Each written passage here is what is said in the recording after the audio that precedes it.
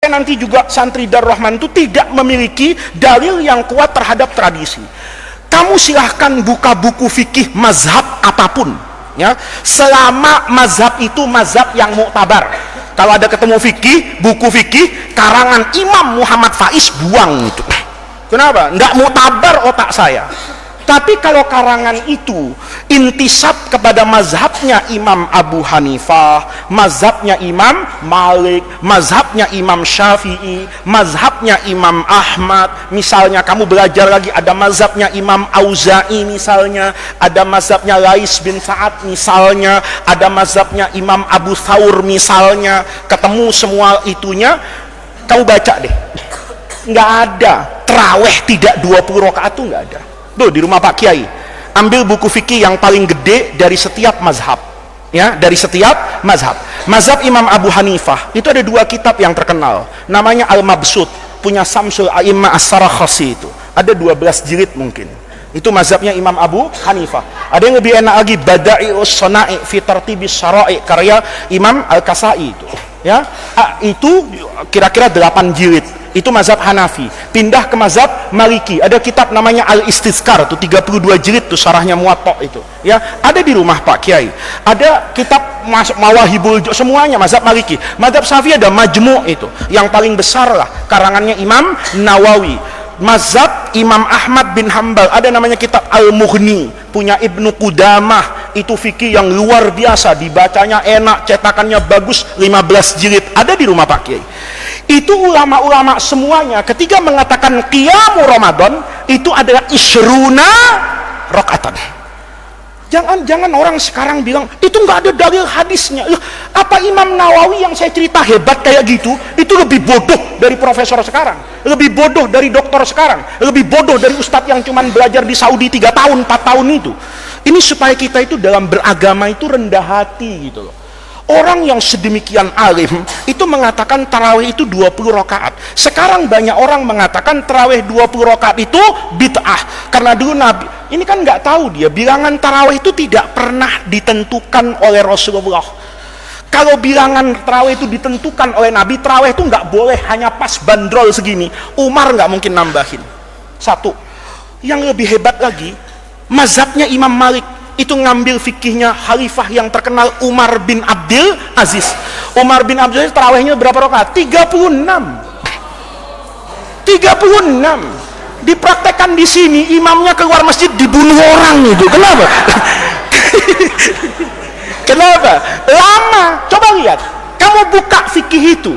Apa logikanya? Dulu semua itu sepakat tarawih itu 20 fikih itu. Tiba-tiba pada masa Khalifah Umar bin Abdul Aziz, ya, orang-orang di Mekah itu kalau tarawih sudah dapat 4 rakaat, 2 nih, tarawih itu 2 karena hadis Nabi itu sholatul laili masna. Di Mekah itu dulu, bukan sekarang, kalau sudah sholat 4 rakaat, 2 salam, tawaf dia 7 kali depan Ka'bah nih, tawaf. Nanti selesai 7 kali, sholat lagi nih 2, habis itu tawaf lagi sampai 20 rakaat. Berarti ada berapa ini? Ada kira-kira 4 tawaf. Ada 4 tawaf. Kata mereka, yang di Madinah, kita kalah pahala sama orang Mekah nih. Terawihnya sama-sama 20, tetapi mereka setiap 4 rakaat menambahkan 7 kali apa ini? Tawaf. Kata orang di Madinah, kalau gitu kita juga begitu. Setiap 4 rakaat tambah 4 rakaat lagi. Kok kamu kan logikanya kepengennya diskon, ya kan? Atas nama corona, Ustadz, jangan lama-lama di masjid, ya kan? Kalau begitu kita tarawihnya balik berapa ini? 11 misalnya. Enggak. Karena dia setiap 4 itu, 4 kali 4 16, 20 tambah 16 jadi 36 rakaat. Itu enggak ada satu pun di dunia ulama yang muktabar, kecuali setelah adanya pemerintah Saudi dengan Wahabinya itu, yang mengatakan bahwa ini pekerjaan adalah bid'ah. Nggak ada. Buka buku fikih. Pertanyaannya, apa buku fikih yang jutaan lembar itu kemudian tidak tahu hadis kullu bid'atin dolalah wa kullu dolalatin? Tunggu dulu, jangan mudah memvonis. Ya, ini saya kasih contoh dulu, besok kita lanjutkan kapan-kapan. Tarhim subuh, ada tarhimnya enggak? Enak itu sekarang kalau imsak tuh, siapa yang baca? Yang baca siapa? Hah? Komputer pasti itu, karena suaranya enak.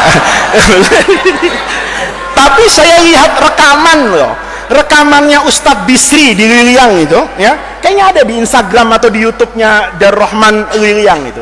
Ustadz Bisri, tahu Ustadz Bisri nggak?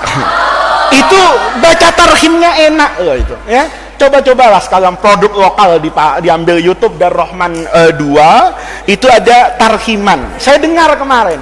Saya pikir siapa nih, dia sambil berdiri gitu kayak imam di Mesir gitu ya, ada ininya pakai rapi gitu, dia baca itu. Nah, tarhim itu orang bilang bid'ah. Itu kan juga nggak ngerti spirit agama. Dulu zaman Rasulullah, setiap waktu azannya cuma sekali. Zuhur ya sekali azan, ya pas masuk waktu. Asar ya begitu, maghrib begitu. Kecuali apa ini? Subuh ada azannya Sayyidina Bilal, ada azannya Sayyidina Abdullah ibni Ummi Maktum. Nah ini juga harus ngerti. Nabi kalau Bilal azan, kata Nabi, fakulu washrabu, makan, minum. Ini disalahpahami sama orang sekarang, ya kan? Kata mereka, kalau saya sedang sahur, masih makan, belum selesai, terdengar azan, selesaikan sahurnya. Karena Nabi bilang, idza adzanal muadzinu wal ina'u fi yadi ahadikum fakulu washrabu. Nih, kalau ngaji nggak pakai ustadz begini nih. Kalau ngaji pakai terjemahan ini begini. Kalau di pesantren Gunung Agung, pesantren apa itu Gramedia, dia beli buku, baca terjemah, berfatwa sesat. Waktu maksud Nabi azanal muazzin itu bukan azan subuh, azannya Bilal. Kalau Bilal azan, kamu masih makan nggak apa-apa kata Nabi, fakulu washrabu. Tapi nanti kalau sudah ada Ibnu Ummi Maktum, sebelum Ummi Maktum azan, cepat berhenti. Nanti kita jelasin logikanya imsak itu. Nah, itu namanya apa itu? Memahami agama. Oh, berarti Bilal waktu azan itu bukan azan bil makna syar'i. Karena azan bil makna, kamu belajar kan di Fathul Mu'in itu, azan lughatan wa syar'an. Apa lughatan? Al-i'lam. Kalau syar'an, al-i'lamu bidukhuli waqti as-shalat. Sekarang pertanyaannya, jam 4 azan itu waktu sholat enggak?